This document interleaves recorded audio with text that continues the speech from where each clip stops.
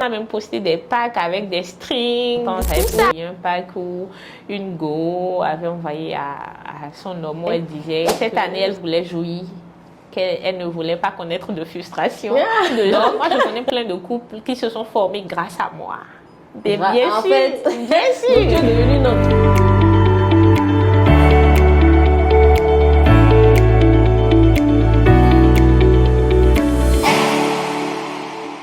Elle est détentrice d'une maîtrise, je vais bien dire, d'une maîtrise en droit des affaires et carrière judiciaire. Mieux encore, elle est détentrice d'un master en gestion des ressources humaines. Mais nous tous, nous la connaissons sous celle qui nous vend les packs de petit déjeuner Momifay. C'est-à-dire que Momifay a eu un parcours qui ne la destinait pas à la pâtisserie ni aux viennoiseries, mais elle s'est lancée dedans parce qu'elle a décidé de s'occuper de son enfant et d'être à la maison. Aujourd'hui, pour votre plaisir et pour le plaisir de tous les auditeurs de Féminos, je reçois Charis, que nous connaissons tous sous le nom de Momifay. Charis, bonjour. Bonjour. Comment tu vas? Je vais bien et toi? Ça va très bien. Déjà, je te remercie parce que tu t'es rendu spontanément disponible. Je n'ai pas eu à faire plein de messages de relance. Le premier message, en fait, dès que je t'ai envoyé le message et que tu m'as répondu, tu as dit, j'ai fait comme ça, ouais, enfin, ouais. Il y a une personne qui ne me fait pas tourner et qui s'est rendue automatiquement disponible. Donc, pour ça, je te remercie. Je te souhaite déjà la bienvenue pour cet épisode de Féminos. Merci. Donc, tu vas te présenter, tu vas nous parler un peu de toi, un peu de ton parcours et de ce qui t'a amené à créer Momifay. Ok, d'accord. Moi, je suis Charis Brunel-Haro.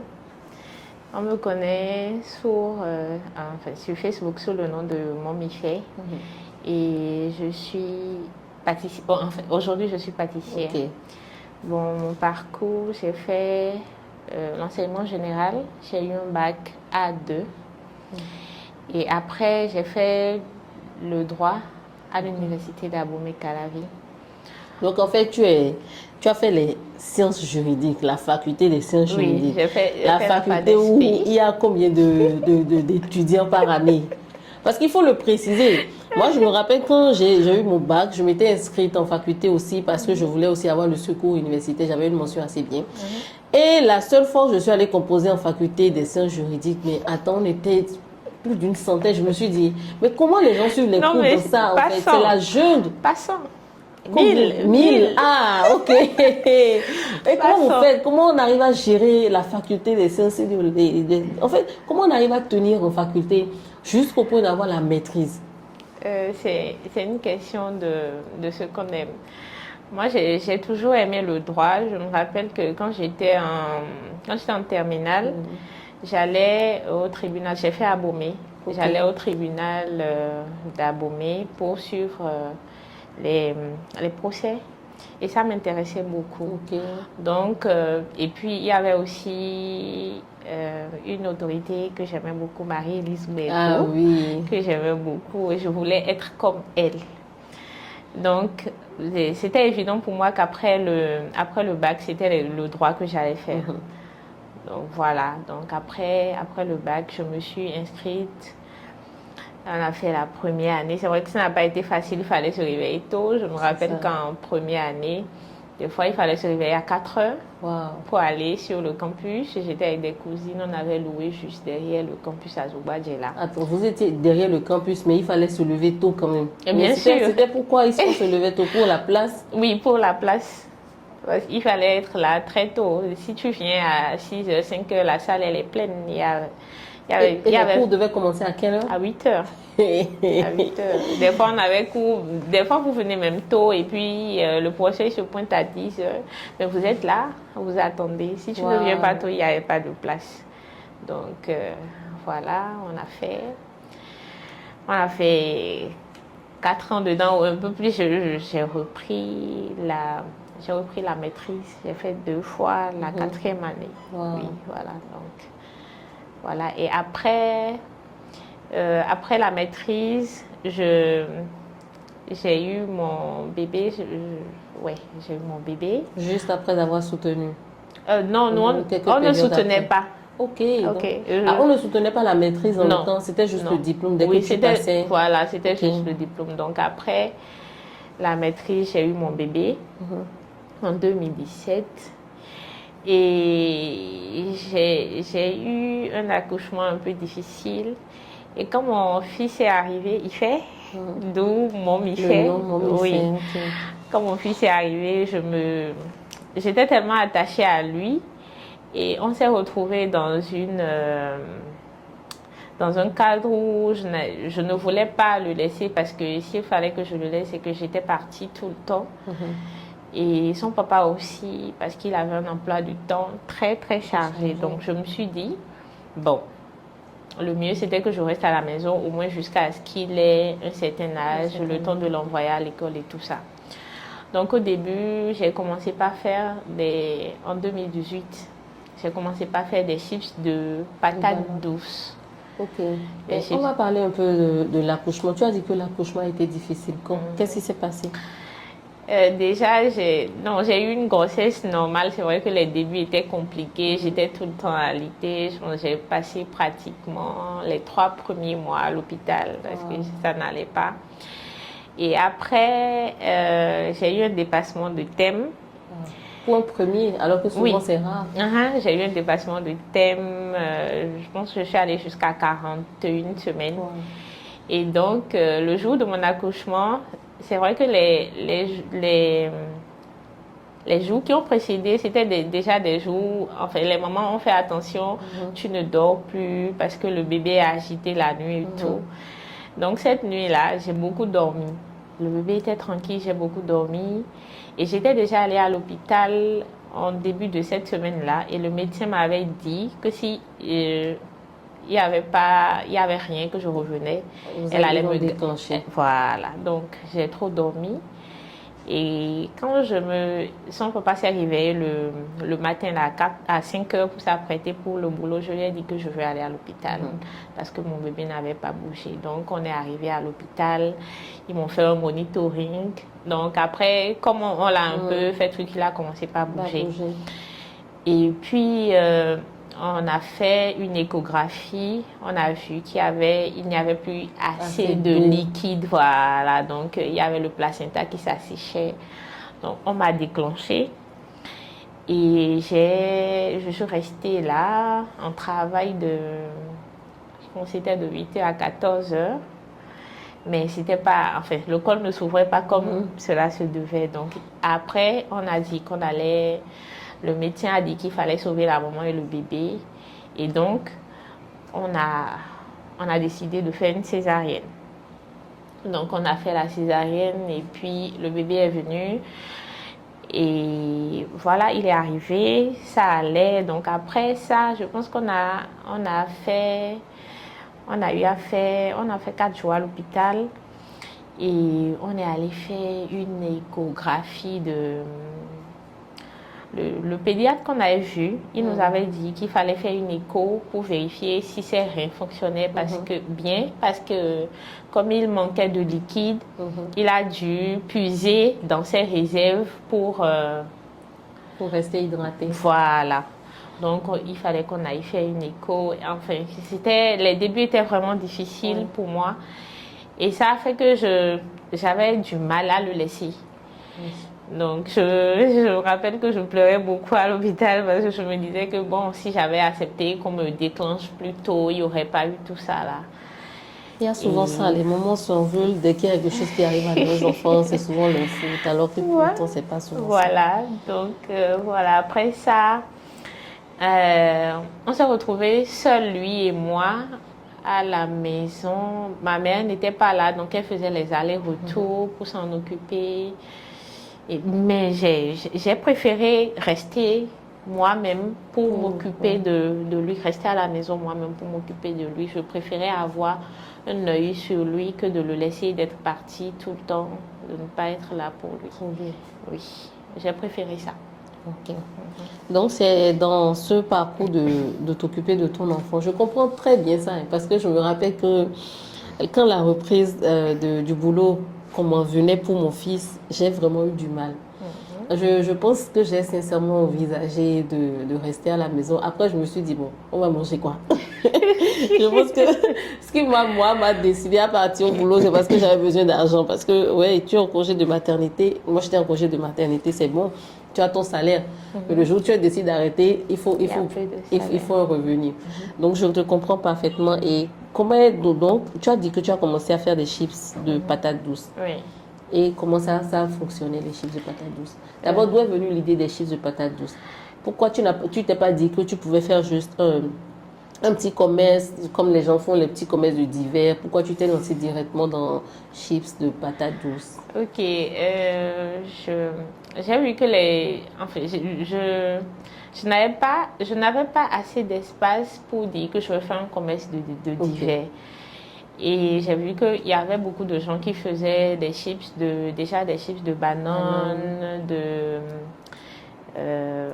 plein de petits chips là. Mais il n'y en avait pas dans le temps, c'était en 2018. C'était pas, il y avait pas, les chips de patates n'étaient pas beaucoup connus. Donc, j'ai d'abord commencé par faire des essais à la maison pour voir comment ça se présentait, comment il fallait le faire pour que ça n'absorbe pas trop d'huile et tout.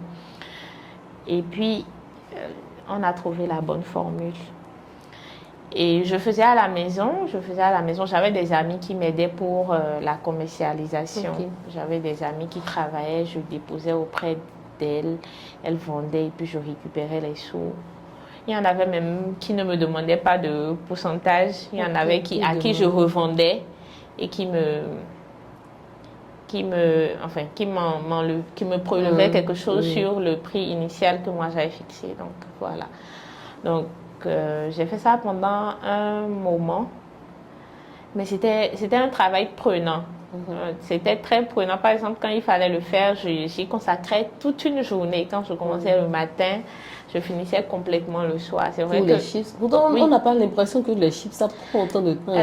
Ça prend beaucoup de temps, surtout les chips de patates, ça prend beaucoup de temps parce qu'il faut laver les patates, il faut les sécher, il faut épulcher et puis après couper en tranches. Tu te blesses beaucoup avant de passer à l'huile. C'est beaucoup de choses. Et puis d'empaqueter tout ça.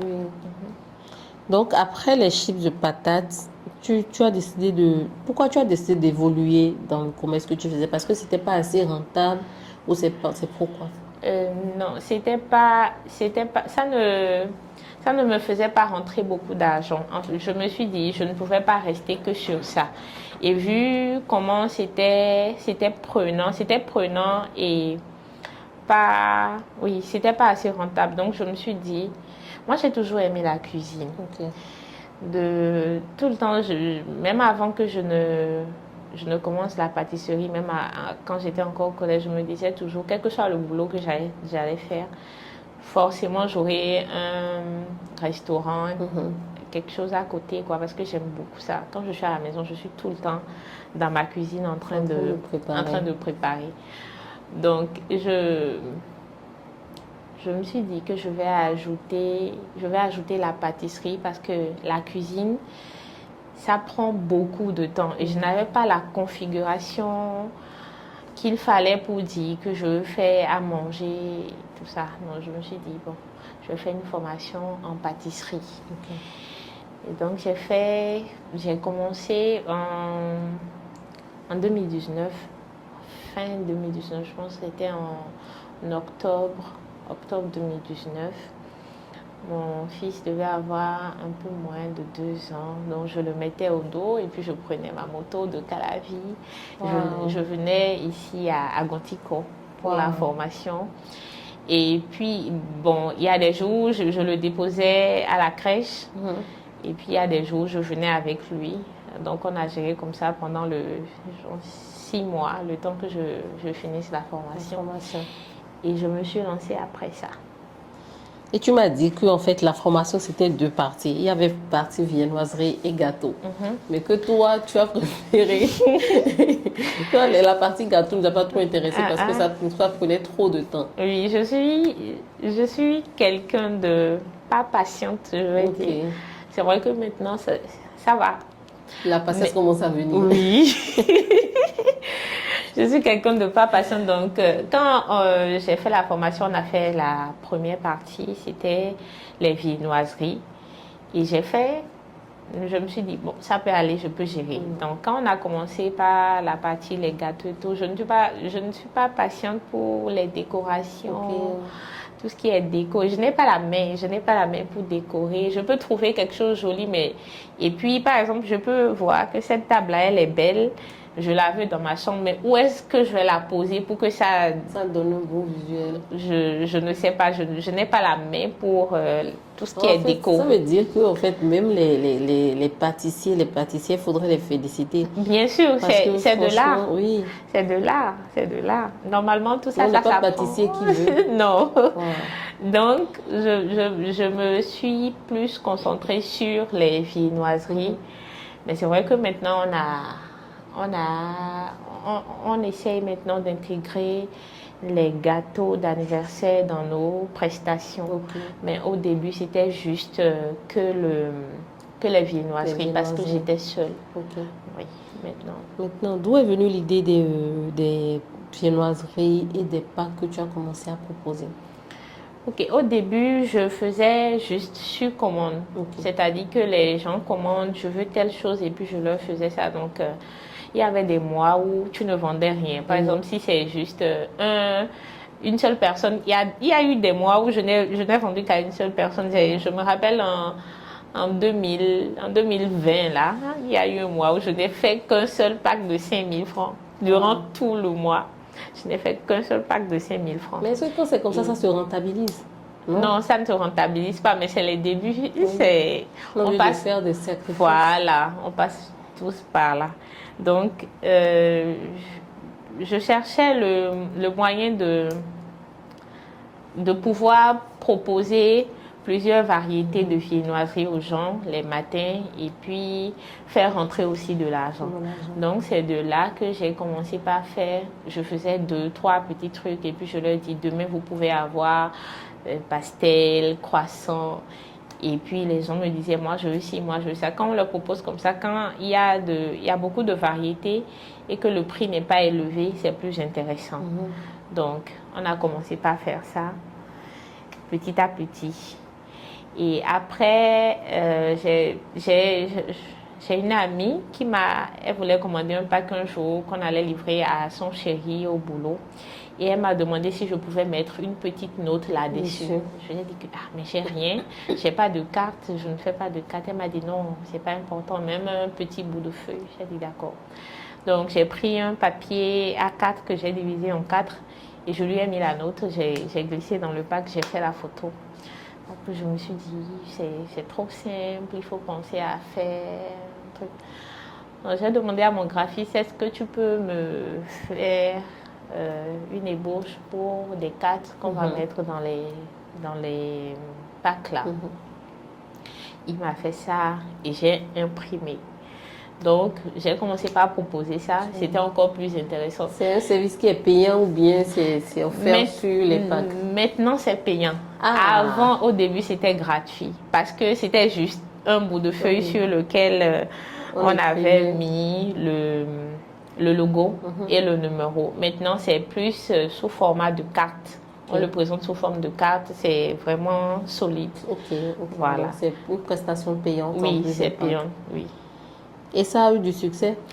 Beaucoup de succès parce que les gens, ils ont quand même des choses à dire. Des fois même, il y a des messages qu'on écrit. Vraiment, c'est pas ça. Ça a beaucoup de succès. Il y a des messages hot, c'est ça? Très. En fait, ça montre à quel point les Béninois sont quand même les gens ne veulent pas. Les gens ne veulent pas qu'on sache que c'est eux, mais quand ils ont la possibilité de faire en anonymat, ils se déchaînent. Il y a des messages qu'on a déjà écrits, qu'on n'a même pas postés.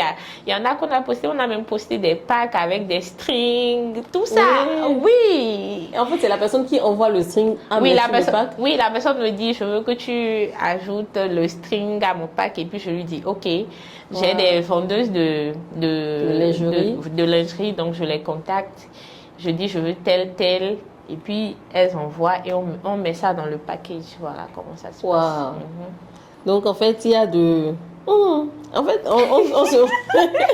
on se rend compte qu'en fait, le béninois, on a une apparence de sérieux. Genre, nos parents nous ont donné une apparence de sérieux. Mais en vrai, sous ça, oui, on est très ouvert, très libre. Très, très, très. Il y en a qui sont quand même très ouverts. C'est parce que je pense que beaucoup se retiennent, surtout en public, à cause du jugement, les candidatons. Parce que dès que tu parles un peu, on va dire ci, on va dire ça. J'ai déjà publié même des packs et qui ont créé des polémiques. Je me rappelle encore que ça ne fait pas très longtemps, j'avais publié un pack où une go avait envoyé à son homme où elle disait que c'était en fin d'année là, elle disait que cette année elle voulait jouir, qu'elle ne voulait pas connaître de frustration.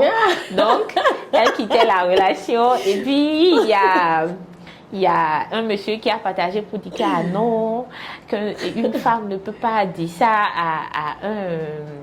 à un homme et en plus elle va passer par le canal de quelqu'un d'autre. Non, elle dit, elle rompt parce qu'elle veut jouir. Oui, parce qu'elle veut jouir. Donc elle dit qu'elle ne jouit pas bien dans la relation. Oh, j'apprécie.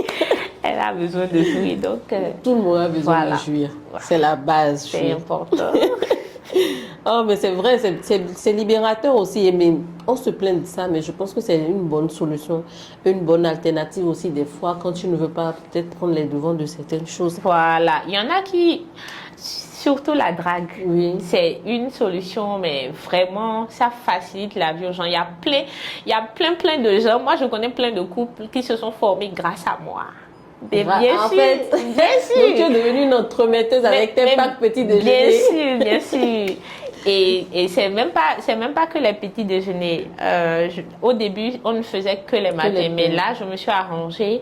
On livre pratiquement toute la journée. C'est-à-dire, on commence à 9h et on travaille jusqu'à 17h. 17h. Oui. Et il t'est déjà arrivé de livrer et genre un seul, parce que une seule personne, je ne veux pas dire un homme, une personne peut envoyer à plusieurs partenaires le même jour.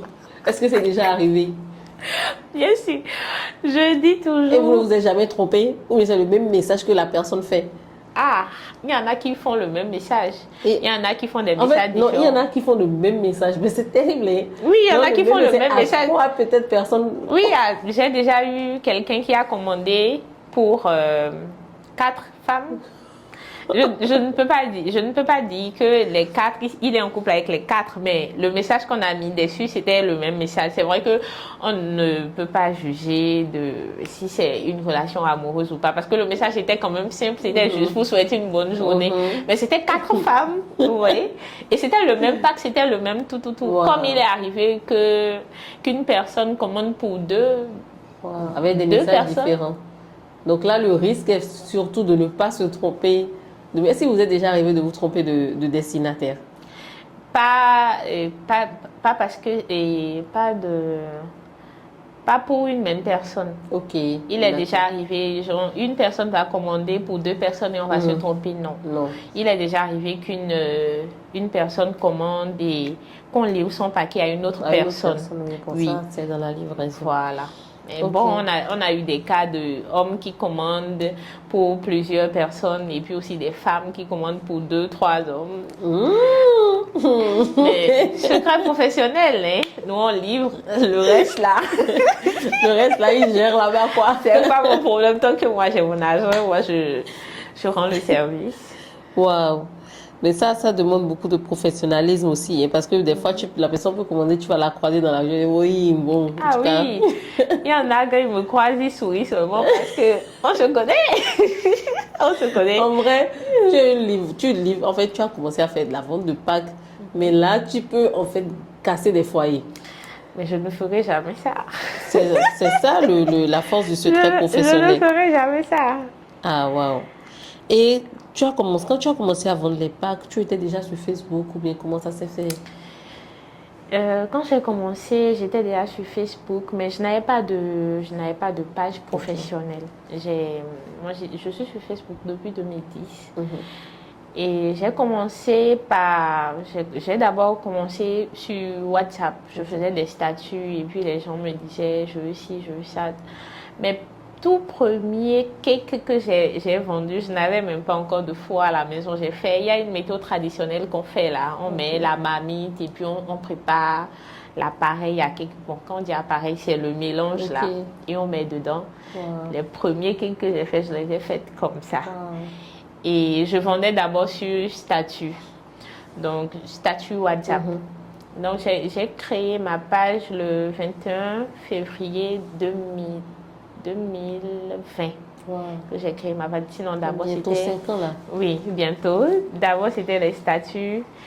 Et quand j'ai fini ma formation, vers 2019, j'avais des amis qui me disaient, mais tu fais bien, il y a des gens qui sont là, qui faisaient depuis, qui ne font même pas bien comme toi, tes faces sont bien, comme tu aimes la cuisine, il faut créer. Je me disais, est-ce que ça va prendre? Je ne sais pas. J'avais 2-3 amis là qui me commandaient aussi des repas. Pour 1-2 personnes, je leur faisais ça. Et en février, je me suis dit, bon, créons. Et j'ai créé, mais même quand j'ai créé, d'abord, c'était plus sur mon profil personnel que je faisais les publicités. Et puis, il y a un peu de gens qui achetaient. Ils venaient, ils commandaient une fois en passant, 2 fois. J'avais des amis qui me faisaient aussi la publicité. C'est mon amie, elle fait bien. Et voilà, donc j'ai commencé par faire les publications sur la page. Et mes amis, c'était d'abord mes amis parce que c'est forcément les amis, mes amis, ceux qui me connaissaient déjà ont commencé par partager avant qu'on ne commence pas, que la communauté ne commence pas à s'agrandir. C'est vrai que ça a été lent, plus lent chez moi que chez les autres, mais bon, on rend grâce. Et tu n'as pas pris de community manager, tu as préféré gérer ça seul? Oui, je gère ça moi-même toujours, depuis toujours. Jusqu'à aujourd'hui? Jusqu'à aujourd'hui. Tout ce qui est publié sur ma page est géré par moi-même. Après, j'ai des amis. J'ai beaucoup d'amis qui sont community managers, chez qui je peux aller demander des conseils. Je leur fais coucou d'abord, je ne veux pas les citer, mais je leur fais coucou. Chez qui je peux aller demander des conseils et qui sont toujours là pour me dire, ah non, fais ci, fais pas ci, fais pas ça. Donc voilà, et je participe aussi à depuis 1 an, comme ça, je participe aussi à des ateliers qu'ils organisent pour apprendre, ça aide beaucoup. Donc voilà. Ok, donc en fait, tu te fais former aussi en community management pour pouvoir rester, rendre ta page active et la garder active. Oui, c'est important. Est-ce que je veux parler de formation? Est-ce que ça c'est une formation? C'est avoir quand même le nécessaire pour pouvoir le gérer. Puisque de toutes les façons, pour l'instant, on n'est pas encore assez assis pour que je puisse prendre un community manager. Donc, c'est la solution. Et les packs, tu en livres combien comme ça approximativement par jour maintenant? Par jour, ça dépend. On peut aller à 20. Et les prix varient de combien souvent? Ce qu'on livre le plus depuis qu'on a cette option-là, c'est les packs de 2500, 3000. Entre 2500, 3000, 4000, 5000. C'est les packs qu'on livre le plus. Après, il y a des gens qui commandent plus pour les petits fours, les options de petits fours, par exemple pour des manifestations. Je veux 200 pièces, je veux 300 pièces. On a aussi cette option-là qui arrive. Donc, voilà. D'accord. Donc, il y a une question que je voulais te poser. Pourquoi tu n'as pas travaillé? Parce que là, tu as une maîtrise en droit des affaires, carrière judiciaire. Et tu as en plus de ça, ce qui est extraordinaire, c'est que tu as un master en gestion des ressources humaines. Mais pourquoi tu n'as pas cherché un travail? Parce que quand même, l'emploi offre une certaine sécurité. Et tu n'as jamais travaillé, je pense. Non, jamais. Même pas fait de stage. Je n'ai même jamais fait un petit stage. Donc tu n'as jamais fait de demande de stage, ce que nous tous on dépose et puis on marche dans les trucs là. Ah non. Wow. Non mais pourquoi toutes ces études alors et puis tu n'as pas... J'ai fait un stage juste quand je voulais soutenir mon mémoire de master. Je suis quelqu'un qui ne... Comment je vais dire? Je n'aime pas rester sous autorité. Je suis très indépendante et je n'aime pas rester sur place. Et ceux qui me connaissent un peu me disent, même si tu vas travailler quelque part, tu vas t'ennuyer. C'est vrai qu'au début, ce que je fais là, aujourd'hui, ça va. Ça ne prenait pas et des fois, je me disais, à la longue avec ça là. Même aujourd'hui, hein, il m'arrive toujours de me dire ça. Poser Je des me questions. dis, ça ne va pas. Tu peux pas. Qu'est-ce que tu peux faire avec ça? Ça ne va t'emmener nulle part. Est-ce que c'est pas mieux tu vas aller chercher un boulot.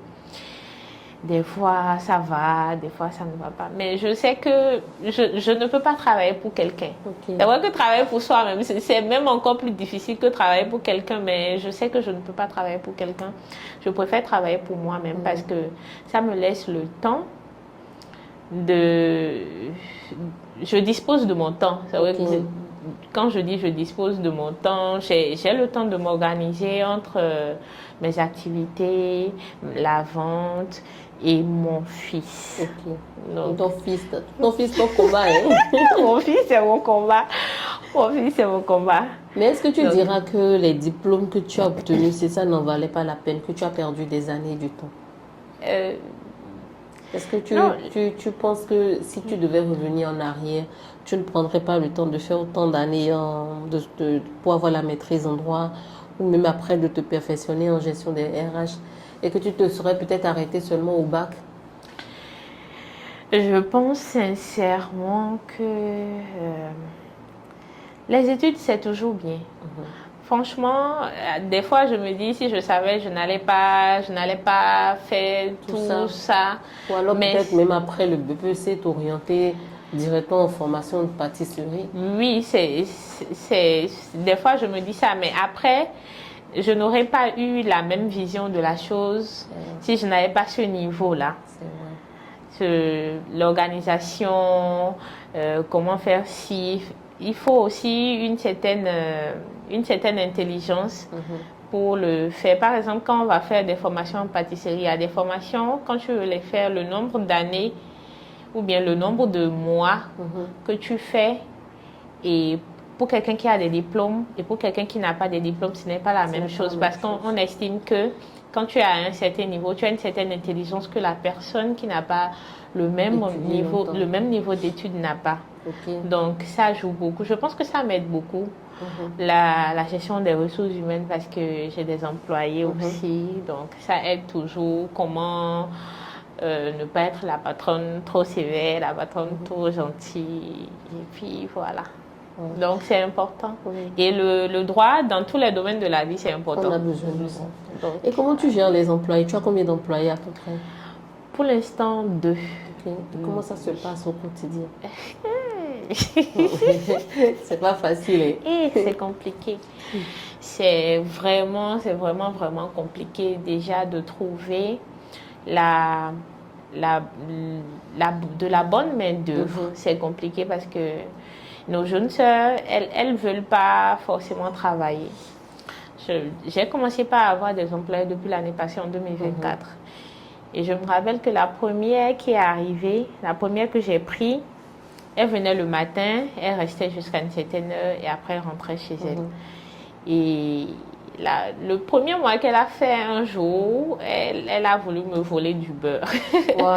Et bon, je l'ai attrapée juste comme ça.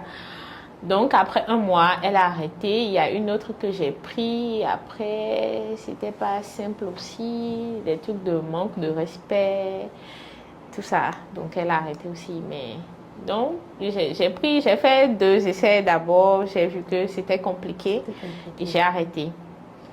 Mais vu que le travail augmente et que je ne peux pas tout gérer toute seule, j'en ai encore pris depuis 6 mois là. J'ai pris 2 qui sont avec moi de façon permanente. Et ça va, c'est vrai qu'il y a des fois où ça déconne et tout, mais bon, on essaye de gérer. Voilà. Donc c'est vraiment pas facile d'être employeur et de manager, surtout dans le domaine là, parce que je me demande, est-ce que toutes les formations que les gens l'apprennent, parce qu'il y a tellement de centres de formation de pâtisserie en griffe. C'est surtout ça. Est-ce que ça leur permet d'avoir le meilleur rendement possible? Quand les gens viennent, généralement, ça fait 4 personnes que je prends là. Et toutes les 4 personnes que j'ai prises, j'ai été obligée de les reformer. Oui, tu dois faire ça. Le seul truc que les gens maîtrisent facilement, c'est la chose que moi je ne maîtrise pas du tout. gâteau. Ah. Donc en fait, les La gens se déco, concentrent plus sur oui, la la déco, formation la gâteau. déco, parce que c'est facile pour eux, mais c'est le truc que moi je trouve le plus difficile. Wow. Mais pour les pâtes, tout le monde, tous ceux qui passent par chez moi, je les forme. Wow. Et c'est ça aussi, c'est pour ça aussi que aller à l'école c'est important, parce que quand tu vas à l'école, tu sais qu'il faut lire. Exactement. Et dans la lecture, tu apprends des choses. Sur Internet, tu apprends des choses. Donc voilà, on se renseigne toujours.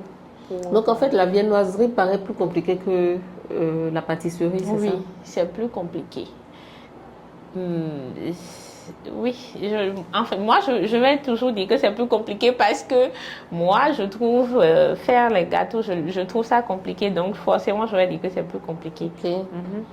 Et je me suis rendu compte que récemment, tu as commencé à ajouter des yaourts et plusieurs formes de yaourts, des gâteaux en pot sur tes pâtes. D'où est venue l'idée? Comment ça se commercialise? Comment ça prend? Ok. Et par exemple, le matin, quand les gens prennent le petit déjeuner, ils ont envie d'accompagner ça de quelque chose. Quand c'est du croissant, voilà. Et donc, il y a une dame que je suis, elle n'est pas ici, elle est en Côte d'Ivoire. Et c'est pas Awa Sanou. C'est Awa, voilà. Qui fait, mais j'ai toujours fait les yaourts. Depuis toujours, j'ai toujours fait les yaourts. C'est vrai que c'était pas de façon constante, c'est plus quand les gens commandent que je le fais. Donc, c'est elle. J'ai vu que ça vendait quand même. C'est pas du tout la même chose ici. Ça ne se vend pas, les yaourts ne se vendent pas. C'est même pas les yaourts seuls. Vendre ici, là, c'est compliqué. C'est compliqué. On veut beaucoup, mais on ne veut pas payer. Wow.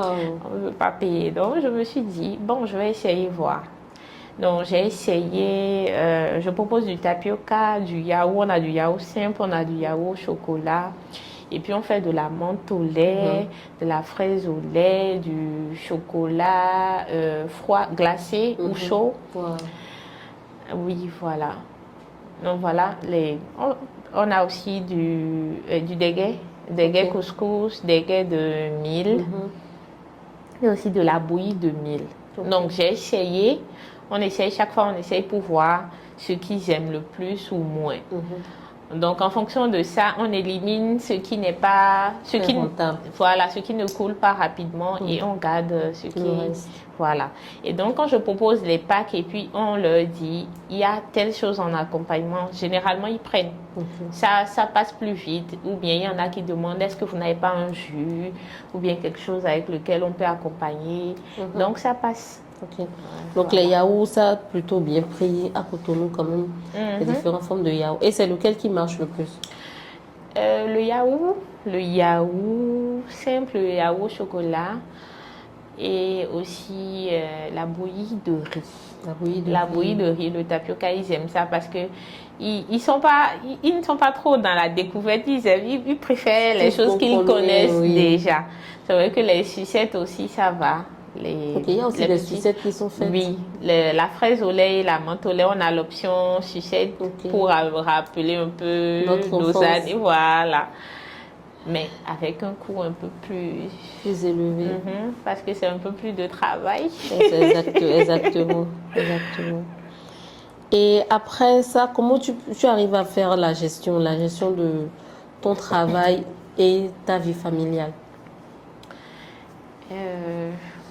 Ma vie familiale, en ce moment, c'est simple pour moi parce que comme je suis seule, je n'ai pas de partenaire. Célibataire, oui, je suis solo. Oui. Tu as ton fils qui vit avec toi? Oui, il vit avec moi.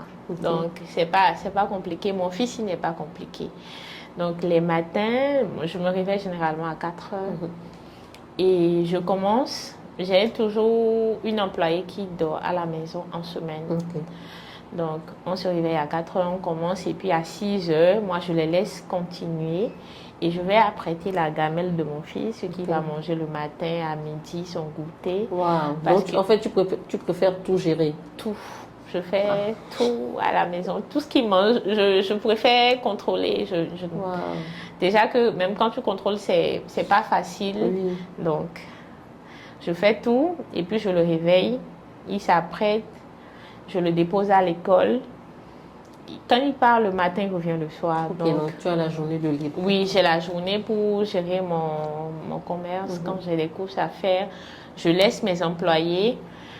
Elle gère et puis je vais faire mes courses, je reviens. Et je m'arrange toujours pour être là quand mon fils sort. Ok. Donc, déjà à 16h, 17h, je suis chez moi. Je vais le chercher à l'école. On revient à la maison. Quand on a des exercices à faire, on fait. On apprend les leçons. Et puis, on dort tôt. Wow. On dort déjà à 20h30, 21h. 20h30, 21h. Oui, je dors tôt parce que je me réveille tôt. À 4h, c'est vrai. Et donc, comme ça, quand tu dors à 20h30, 21h, c'est-à-dire que tu n'as pas de vie sociale? Le week-end. Le week-end. Et comment ça se passe, la vie sociale alors? Le week-end, moi, il fait livre samedi et dimanche. Non, on livre samedi, exceptionnellement dimanche. C'est vraiment au cas par cas. Oui, exceptionnellement. Il y a des dimanches où je dis non, je suis fatiguée, gardez l'argent pour lundi. Mais le week-end, je sors pas. Les samedis, là, je suis là, mais on travaille. Oui. Donc, il y a... Je sors quand je dois sortir, je sors, mais mes sorties, c'est plus pour moi-même, plus pour me faire plaisir. Je vais aller prendre un pot avec des amis, je vais passer du temps avec mes amis, je vais aller manger, j'aime beaucoup aller manger. Je vais aller manger. Et puis, sur Facebook, mes amis, ceux qui me connaissent un peu, ils m'appellent Madame Peya. Ça veut dire que tu t'amuses quand même beaucoup. Oui, je m'amuse. Je m'amuse parce que si je ne fais pas ça, c'est pas forcément bien. Déjà que je suis à la maison toute la semaine. Donc, le week-end, mon fils, il n'est pas là en journée, il n'est là que le soir. Donc, quand il n'est pas là, moi-même, je sors. Ok. Et comment ça se gère la gestion de fils entre parents séparés? Comment ça c'est ton expérience à toi? Comment c'est? Ah, une belle expérience. Wow. Franchement, une belle expérience. Je pense que j'ai eu une belle expérience. Je vis même une plus belle expérience de gestion séparée que de gestion commune. Ok. Oui. On s'est séparés et puis on s'est arrangé. Il y a vraiment pas de problème. Il vient chercher son fils le samedi. Il vient le samedi matin, il le ramène le soir. Wow. Il vient le chercher le dimanche, il le ramène. On s'entend très bien. Il n'y a pas de problème de gestion. Ça se passe bien. Oui, ça se passe très bien. On va applaudir un homme responsable parce que franchement, quand on entend ça, c'est rassurant parce qu'on se dit que l'idéal serait que les parents, quand ils se séparent, puissent avoir quand même une bonne entente pour la gestion des enfants afin que les enfants n'en souffrent pas. Donc c'est vraiment une très très bonne chose de savoir parce que je pense qu'on a besoin de plus de témoignages comme ça de gestion d'enfants, de parents séparés qui se passent bien, que de tout le temps entendre des clashs. Franchement, si je dis que ça ne se passe pas très bien, pour me prendre une convocation. Ça se passe très très bien. Wow. Oui, c'est un papa responsable, il s'occupe de son enfant, tout correctement. Donc ça va. Sur ce côté-là, je n'ai pas de problème avec lui. Depuis qu'on s'est séparés, tout va bien. Il s'occupe bien de son enfant, il gère tout ce qui concerne son enfant de A à Z. C'est une très très bonne chose. Et tu as parlé on a un peu discuté avant le début de l'interview de la séparation et tout. Et est-ce que tu veux un peu nous en parler? Après il y a eu un bébé, vous viviez ensemble et puis il y a eu une petite séparation. Qu'est-ce qui s'est passé?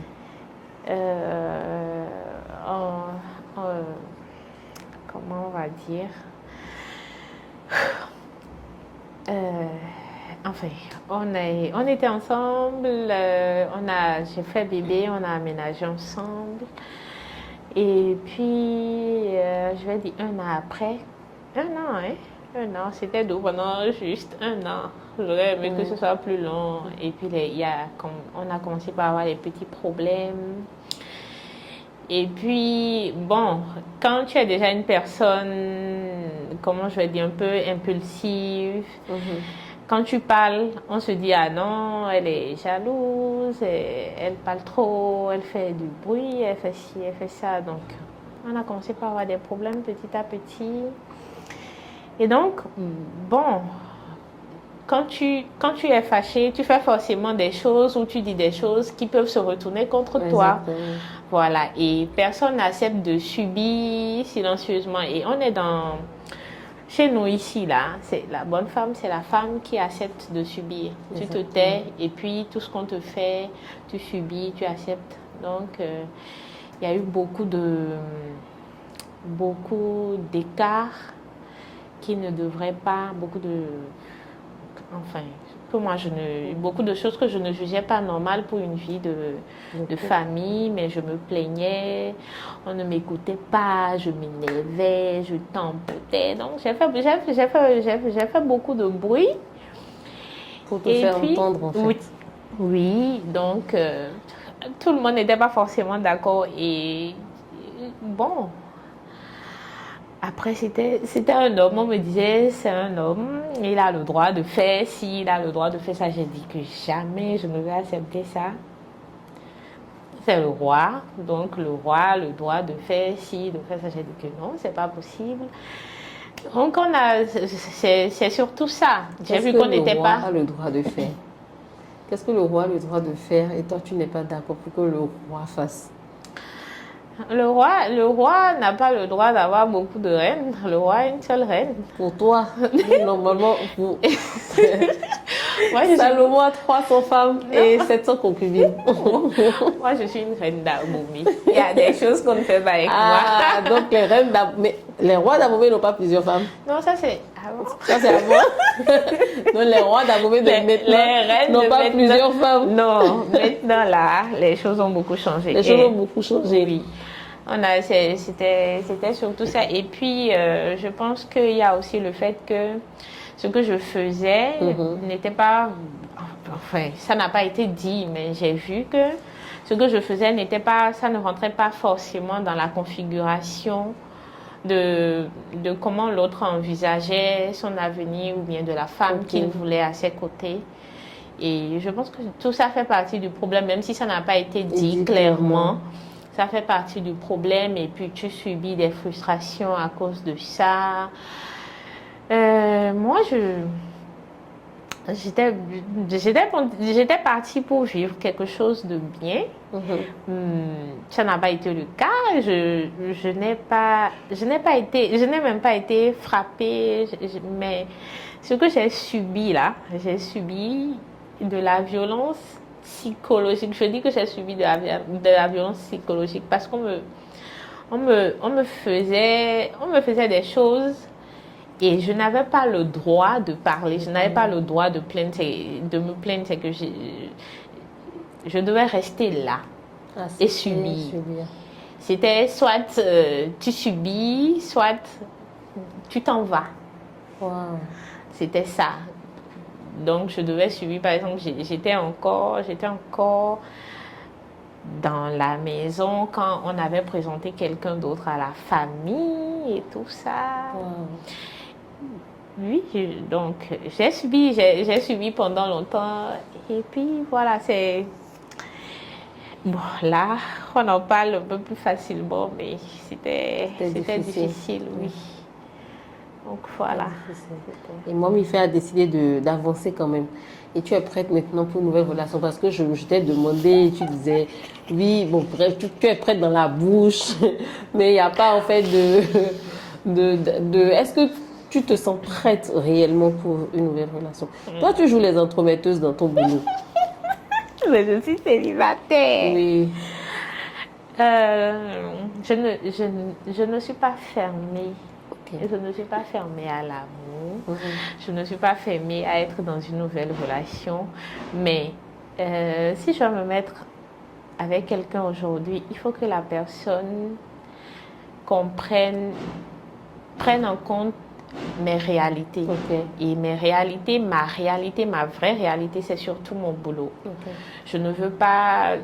J'ai constaté qu'il y a des hommes qui ne veulent pas de femmes entreprenantes ou entrepreneuses, je vais dire. Enfin, ils aiment les femmes qui s'habillent, voilà, qui vont au boulot. Je ne veux pas de quelqu'un. La dernière fois, j'étais en train de parler avec quelqu'un, la personne m'a dit, mais pourquoi tu ne travailles pas? Mais je lui ai dit, mais j'ai un boulot. C'est ça. J'ai un boulot, je suis pâtissière, c'est mon boulot. La personne me dit, mais non, je ne suis pas en train de te parler de ça. Tu as plein de diplômes, pourquoi tu ne travailles pas? Je dis, mais ce que je fais... Genre, j'ai l'honneur, en fait. Oui, je dis, mais ce que je fais, c'est un boulot. Ce que les femmes qui vont au boulot font avec leur argent, ma pâtisserie me permet de me le faire à moi, donc c'est mon boulot. Et c'est ça que je veux faire. Donc je ne veux pas de quelqu'un qui va venir me dire non, tu vas pas faire ça, il faut faire ci, je ne veux pas. Je veux quelqu'un qui m'apporte la paix. Et j'ai appris ces 2 dernières années à Aimer ma paix et je tiens beaucoup à ma paix. Donc voilà. Et ta paix, toi, ça consiste en quoi ta paix? Ma paix consiste à travailler, m'occuper de mon enfant et si éventuellement j'ai quelqu'un dans ma vie, que la personne soit là, la personne soit disponible, que la personne comprenne que, enfin, il y a des choses que je ne suis plus disposée à faire. Comme quoi? Par exemple, on va prendre un exemple classique, la cuisine. Avant, tu es tout dans la cuisine déjà. Voilà. Et avant, je cuisinais, je cuisinais tous les soirs. Wow. Mais là, je ne suis plus dans la configuration de cuisiner tous les soirs là. Je ne veux pas. Wow. Je ne peux pas je ne peux plus me mettre avec quelqu'un qui va me demander tous les jours de cuisiner tous les jours. C'est impossible. C'est épuisant. Oui, c'est épuisant. Quand j'ai fini de travailler, je veux juste me coucher et dormir. Peut-être anticiper sur la nourriture, mettre au frigo. C'est pas, oui, c'est une option, mais ce n'est pas toujours en termes, je sais pas si je vais dire en termes d'hygiène, c'est mieux de faire les repas en même temps. Oui, moi je préfère. C'est ce que je fais pour mon fils, mais bon. Mais tu peux pas déjà pour ton fils, donc mon fils, il ne mange que du riz, à loco, il y a un fruit, un peu de pâte. Comme moi je suis d'amour, moi j'aime bien la pâte, donc un peu de pâte par moment et puis c'est tout. Waouh. Bon, je pense que ça ne changera pas. En tout cas, je t'espère de trouver quelqu'un qui va te comprendre parce que moi j'ai compris avec toutes les femmes que j'ai reçues jusqu'à ce jour, j'ai compris que celles qui réussissent en couple, en entrepreneuriat, c'est qu'elles ont des supportive partners. C'est que c'est des gens qui les soutiennent, qui les écoutent et qui les aident vraiment à se lancer. Bien sûr. Et quand elles ont des moments de découragement, qui les encouragent. Je te souhaite de trouver quelqu'un comme ça. Merci. Et je te souhaite beaucoup de choses. En tout cas, j'ai passé un très bon moment avec toi. Merci. J'espère que c'est réciproque. Bien sûr, bien sûr. Et je te remercie d'avoir pris le temps d'être venu nous visiter, d'avoir partagé ton expérience avec nous. C'est un plaisir. Et je te souhaite beaucoup de succès dans Momifait. Merci beaucoup. Merci.